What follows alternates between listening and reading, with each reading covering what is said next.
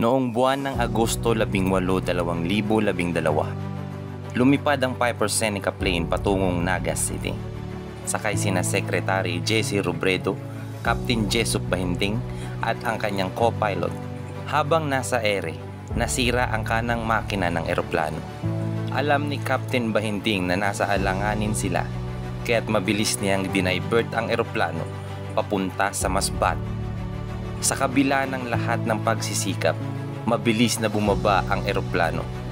Sa mga huling sandali, pinili ni Bahinting na idirekta ang eroplano sa dagat. Ilalayo ito sa mga bahay upang maiwasan ang mas malaking trahedya.